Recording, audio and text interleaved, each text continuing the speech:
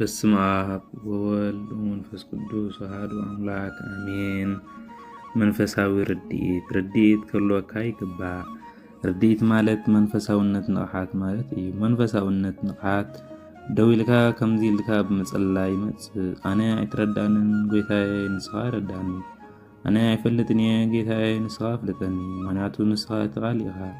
ነቲ ቃል መን ክርድኦ ይኽእል? ብጀካ ኣምላኽ ባዕሉ እንተዘይኮይኑስ ነቲ ቃል ኣምላኽ መን ክርድኦ ይኽእል? ስለዚ ንስኻ ኣረዳእኒ ጌታዬ።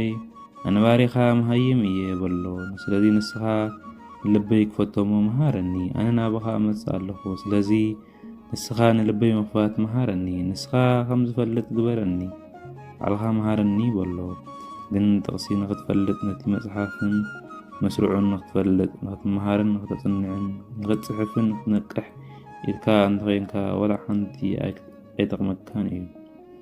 ብግቡእ ንኽርዳእካ ኢልካ እንተ ኣንቢብካ ግን ክርዳእካ እዩ። ንኽትፈልጥ ንኽትመሃርን ኢልካ እንተ ኣንቢብካ ግን ፈጺሙ ኣይክርዳእካን እዩ። ንኽትመሃር እንተ ኣንቢብካ ብፍጹም ኣይክርዳእካን እዩ። ንኽርዳእካ ኢልካ እንተ ኣንቢብካ ግን ዝተምሃረ መምህር ክትከውን ኢኻ።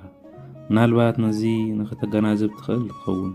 ምክንያቱ እቲ ዝተረድኦ ክምህር ይኽእል እዩ፣ እቲ ዝፈልጥ ግን ክምህር ኣይክእልን እዩ። ኣዝዮም ብዙሓት ሰባት ይዛረቡን ይሰብኩን እዮም፣ ግን እንተሰሚዕኻዮም ዘይተረድኦም ብዙሓት መምሃራን ኣለዉ።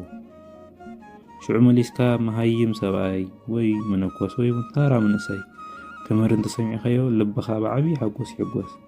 በቲ ዝብሎ ኩሉ ከዓ ተኣምን። እዚ ካበይ ዝመፀ እዩ? ካብ ቁኑዕ መንፈሳውነት ዝመፀ እዩ። እዚ መንፈስ ኣብ ክንዲ ንሓንጎል ፍልጠት ዝህብ ንልቢ ምስትውዓል ይህብ። ኣሜን።